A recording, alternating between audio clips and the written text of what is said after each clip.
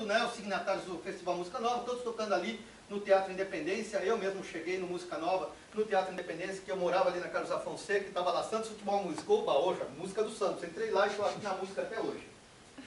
Enfim, das territorialidades. Bem, enfim, o território onde você vive, ele é certo isso que os modernistas pensavam, né? Ele tem uma perspectiva que parece ser metafísica. Por exemplo, uma das questões mais profundas do fazer musical ou de qualquer coisa de patrimonializar o Brasil é a ideia da correção moral.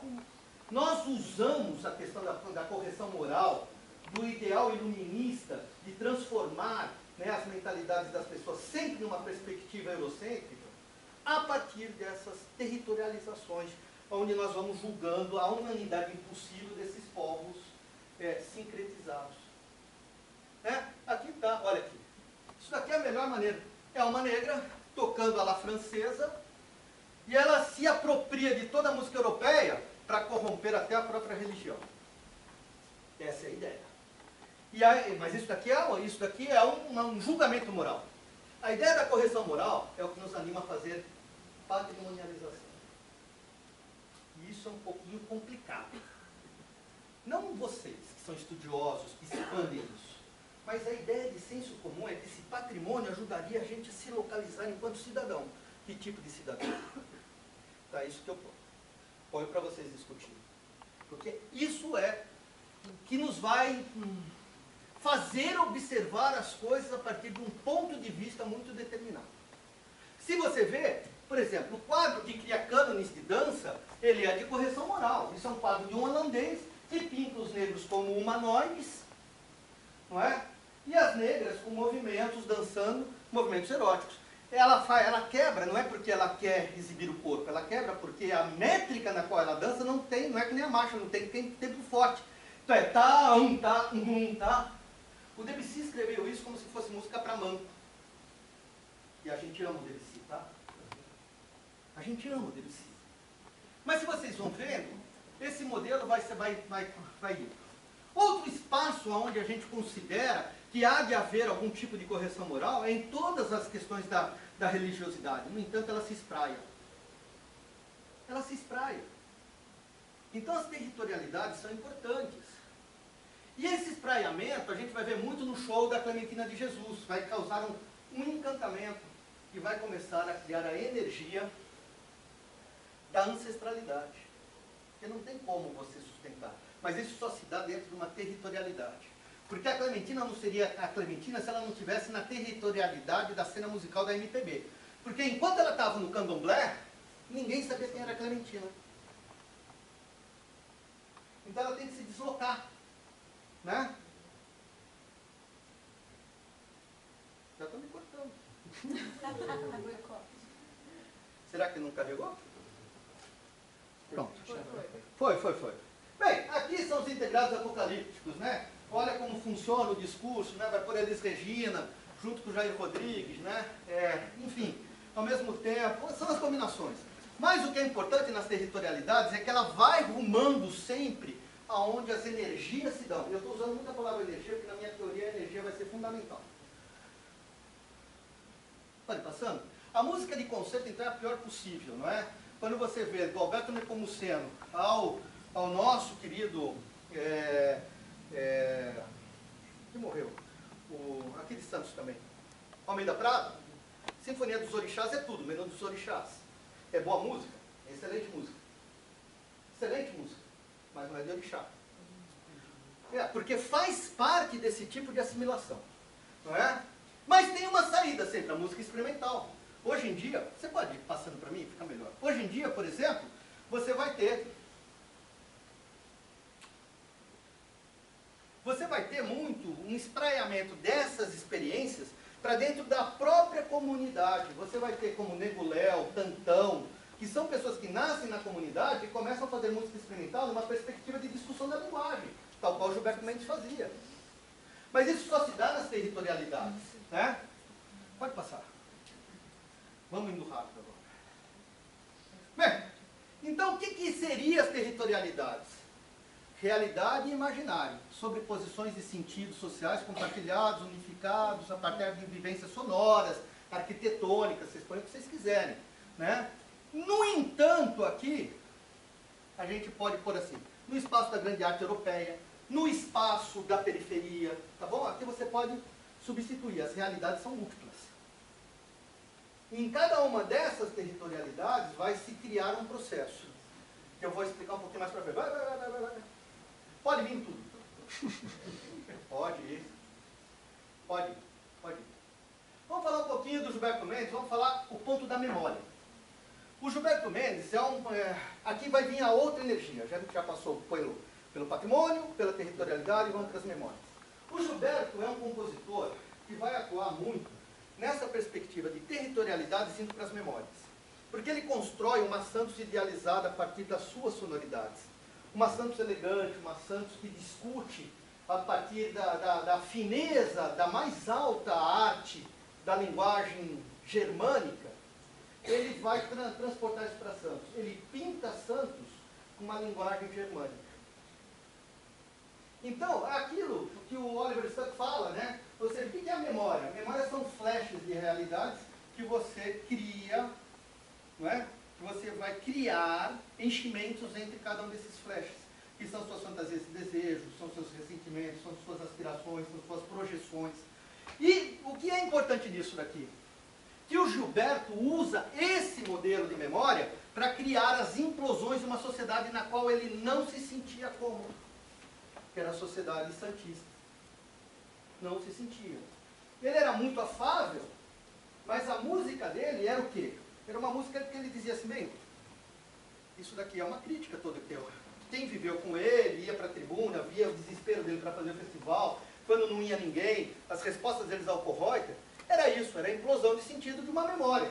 Entre aquilo que ele, a partir do que ele estuda, ele cresce, ele vê, também as aspirações políticas. Para o Gilberto era muito duro essa transição da Barcelona brasileira para uma Santos de classe média balneária. Era muito difícil. Então aqui, e ele vivendo nesse ato aqui, ele vai criando as suas expressões musicais, com ironias, não é? Somente com ironias. Ele não gostava que falasse que a música dele era engraçada. Ele ficava doido. Ela não é engraçada. Ela é para fazer você ficar crítico à realidade que você vive. Né? Comum.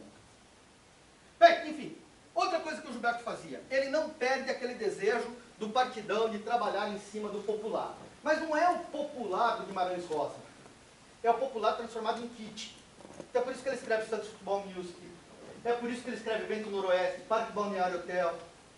É aquele popular, é aquilo lá que você vive enquanto classe média, entendeu? Porque ele quer operar um processo de desvelamento da sua capturação pelo sistema capitalista.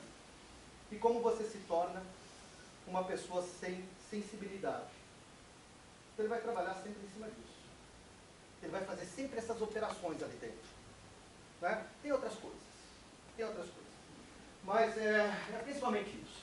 Trabalho popular, mas não mais no sentido. E a outra questão é a significação de afetos.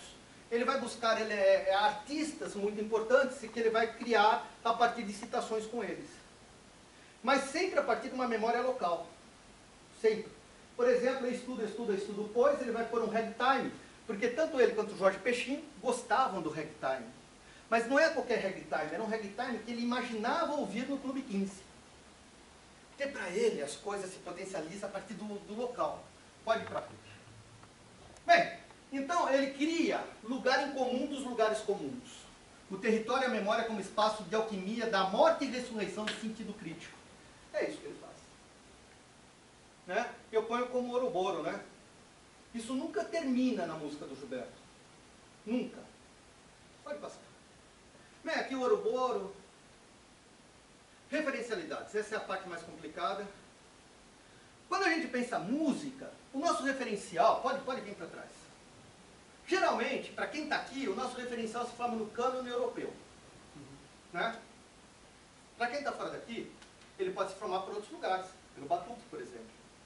Se você pensar que as suas referencialidades não são de matriz europeia, centro-europeias, mas você jogar ela para a diáspora africana, você vai ver um outro quadro. Aqui estão gêneros, tipos da canção popular. Você vai trabalhar só com o gênero canção. E aqui estão tipos da canção. Os que estão em laranja ou meio laranja, tem a presença do batuque. Olha só, 90% da música, dos tipos de canção. Olha pra frente. O funk é isso. E a partir dessa referencialidade, o funk opera o quê? A territorialidade, a memória. Tá? Então o funk é um empoderamento social, é um processo criativo intercultural, é um processo, não é? É um processo de várias denúncias, de potencialização de várias linguagens, de emergência de muitos sentidos. Mas ele só pode ser isso porque ele trabalha com referencialidade. Qual? Referencialidades que não são diretas na ancestralidade, mas são importadas no modelo de black music. Mas a black music no Brasil só se potencializa no momento onde a gente tem uma ruptura. E ele se dá naquele exato ponto onde a bossa nova está no auge e aparece a Clementina. Ou seja, é muito difícil você pegar o ponto do Big Bang, mas é por aí. Enfim, pode ir para frente? Então o efeito da referencialidade dominante, né, o sentido colonizado se expressa no esmagamento de sentidos que navegam em relações ambíguas de analogia e ironia. Isso serve mais ou menos para tudo. Então o Villa-Lobos era índio de casaca, não é? A Mona Lisa da favela, a nossa Anitta com a menina do Rio. Tudo isso você tem que se considerar quando você lida com patrimônio cultural. Vamos lá. Inclusive aquilo que está fora das nossas linguagens, né? E, por exemplo, questionar alguns elementos muito potentes como a nacionalidade. Num país plurinacional, a nacionalidade é um mito. E a expressão da nacionalidade é um mito. Ela é um ambiente paralelo, que as forças dominantes vão dando a nós, principalmente pela hegemonia da língua, um sentido de unidade, mas ela não tem sentido de unidade. Pode ir para frente. Bem, como que a gente resolve isso? Primeiro ponto. Nós temos que perceber a música sempre a partir de um processo de significação. Não é? Para quem estuda. A arquitetura também tem um processo de significação. O Hegel já dizia de todos esses processos, não é? Mas é a partir desse processo de significação. Mas o que é a significação? É aquilo que nós determinamos como sentido real, mas ele é individual. Ele depende das nossas pertenças, das nossas construções, das nossas antropologias. É um pouco do que o Pechet falava de discurso, entendeu? Né? Pode. E sempre você vai ter que sempre operar, quem está pensando esses processos musicais em termos de patrimônios culturais, nos códigos e contextos na qual eles se dão. Música, ou toda a arte, ela se dá em termos de códigos e contextos. Pode ir. Mas nos tempos atuais isso é muito mais complicado. Se na sociedade de corte esses códigos e contextos eles eram impostos, não é? Pela igreja, pela simbologia muito presente da sociedade estamental, na sociedade digital, dispersão e reconcentrações, elas acontecem a todo tempo, não é? Então, nós vamos ter fragmentação e diversificação da escuta, hiperrealidade, imersão, intermediação, efeito constrangedor, a refeudalização da escuta, problema da aversão, novos padrões de criação, tudo isso torna esse ambiente muito mais dinâmico. Como pensar tudo isso? Vamos lá. Bem, você tem que observar que a música, nesses ambientes, sempre vai criando paródias, intertextualidades, interdiscursividades. A arquitetura também deve estar fazendo isso mesmo, não é? Podemos ir para frente. Eu ia aqui trabalhar um pouquinho com vocês com uma paródia da partita em Lá menor para a flauta do Bach e a versão do MC Fiote, mas não precisa. Como resolver esse problema? Primeira coisa, você tem que pensar o seguinte. Todo sistema musical, ou toda linguagem, por mais que pareça absurda, ela é fechada em si mesma. Calma, alguém vai falar assim, não, mas e o entorno? Cadê o Heidegger? Né? Mas nós já sabemos que ela tem processos autopoéticos e autorreferenciais, nem que seja no mínimo. Por exemplo, afinação. Afinação para um violeiro é uma coisa, para um oboísta de orquestra é outra. A partir desse conceito de afinação para um oboísta, se cria um vocabulário que ele conversa com todos os outros. A partir desse conceito de afinação para um violeiro, se cria todo um vocabulário e experiências que aquela comunidade compartilha. E a grande beleza de você pensar esses processos como sistemas fechados é que ele cria capacidade de comparação. E você faz isso. Nós fazemos isso. Comparamos música erudita, música popular, música tradicional. Mas a gente não percebe por quê? Porque a gente está preso em sistemas onde as linguagens condizem com os vocabulários que nós utilizamos para cada uma delas. Vamos para frente. Por exemplo, esse é um sistema da canção. Quando você trata isso, você começa a perceber ordem em todo o sistema. Porque isso é um sistema da canção urbana. E aí você começa a perceber quem é que comanda isso daqui. E você começa nesse quadro, podemos dizer até num quadro gremasiano, né? Se a Heloísa estivesse aqui e falar, isso daí você pode resolver, né? Ela vive querendo me dar teoria para as coisas, né? Mas você começa a ver como funciona classes, não classes, gêneros que são gêneros de transvanguarda, gêneros que são gêneros da canção popular tradicional, operadores do sistema de grande potência, né? Mas esses são sistemas que criam linguagem entre eles. Produtores, instrumentistas, eles criam linguagem.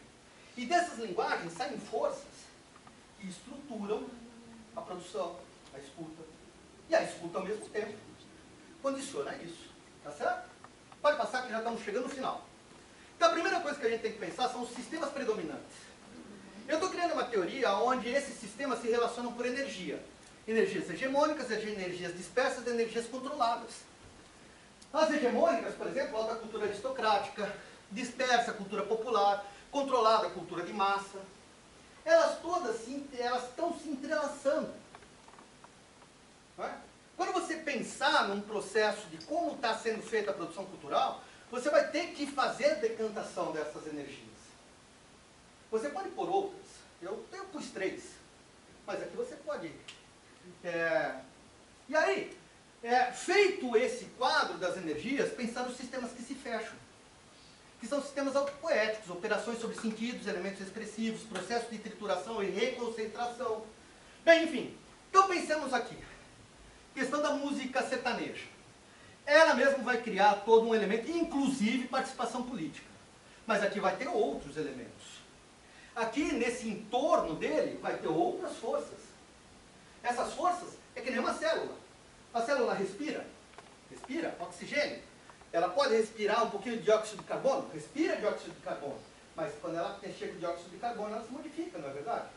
Ou pelo menos vai se adaptando. Mas dentro dela existe um vocabulário que está funcionando. Essas mudanças são muito pequenininhas. Pode passar. E é mais ou menos isso. Ah, não, tá bom, mas volta para cá.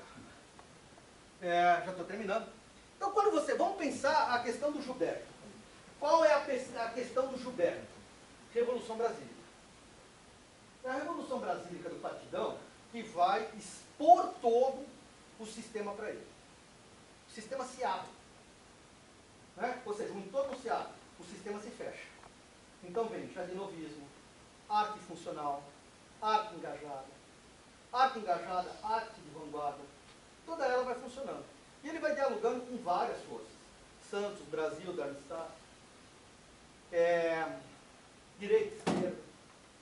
E aqui vai moldando a maneira com que ele vai se posicionando. E os diálogos na qual vão se transformando. Mas dentro do sistema da linguagem do Gilberto, ela cria-se um processo de autopoésis, ou seja, ela se gera ela mesma.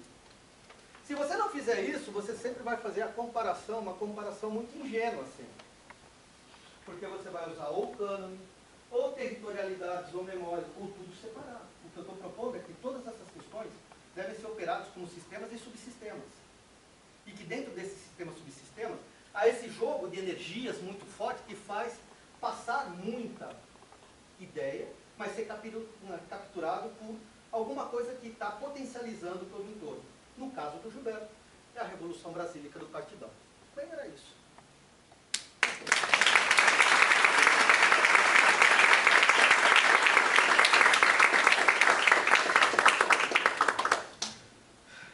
Desculpa ter passado aqui. Imagina, valeu a pena. Obrigado, né? Estou suado. Pessoal, agora a gente vai fazer um intervalo, agradecemos.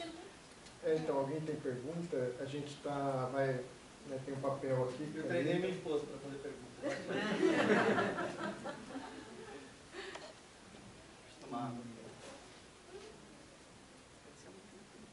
E depois também, nas próximas palestras, quem quiser fazer tudo escrito, ou é só pedir aqui para a Daniela. Eu vou fazer uma pergunta.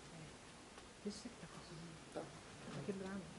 Então, dois pontos. Na verdade, eu queria fazer não é uma pergunta, mas um comentário. Assim. Você citou o Hegel, né? E a gente, né, os arquitetos urbanistas aqui que estudam patrimônio, a gente lê Hegel, né? E que o Hegel faz exatamente essa questão do tributo ao monumento moderno. Ou seja, você não atribui o valor exato àquela coisa em si, mas é a pessoa que atribui ao seu... E eu queria fazer um contraponto disso, né, já que você citou o Hegel, porque a gente fala muito isso em patrimônio, e é exatamente essas coisas que a gente leva no dia a dia, na discussão atual, porque a gente está meio cansado de ficar discutindo a teoria, ler todos os teóricos, etc. e tal, e o patrimônio caindo aos pedaços. E como é que você vê isso, assim, porque a obra do Gilberto Mendes, ela é única, né? E ela, incrivelmente, é desconhecida pela maioria dos artistas. Na verdade, as pessoas sabem quem é o Gilberto Mendes, existe um respeito a ele, né? Mas não conectam ele com a música. Exatamente. Às vezes, pode ser. É muito difícil. Eu tive alguns acidentes na minha vida que eu fui criado com essa gente, Rogério Duprá, o Regis, que acabou de morrer, sempre falava assim, Neto, você tem a obrigação de revelar muitas coisas dos nossos bastidores. É muito difícil, porque separa isso. Às vezes eu penso, era isso mesmo que o Gilberto queria. Criar essa dicotomia, entendeu? Até mesmo para que ela fosse esse sentido de inclusão, porque a Revolução Brasílica, para ele, é um sentido de inclusão. A música dele vai ironizar todo, digamos assim, essa construção. O Vili Correia de Oliveira fala até em doença histórica de construção. Eu não sei o quanto o Vili fala, o quanto o Vili faz. Na verdade, ele faz. Não sei se vocês já pensaram, observaram, o quanto tem de niilismo, não no Gilberto, mas no Vili, no Rogério. O Rogério é muito niilista. O primeiro disco dele é uma desconstrução do modelo de canção. Então, não sei o quanto eles tinham essa vontade de que fosse patrimonializado tudo isso dele. O Gilberto era o que mais tinha. Mas no sentido da reflexão, ou seja, a minha música é para estar ao lado daquelas que provocam pensamento. Ele vai dizer uma vez para o Walter, aqui, que fez aquele disco Revolver, como que é o nome daquele? Walter Franco. Em 1977, tanto Caetano, Walter Franco, alguns começaram a usar a vanguarda nos discos, e foi um fracasso, tanto o Araçá Azul quanto o Revolver, não foi? O Gilberto vai num jornal e fala assim, não era para vocês isso. Você entendeu a sua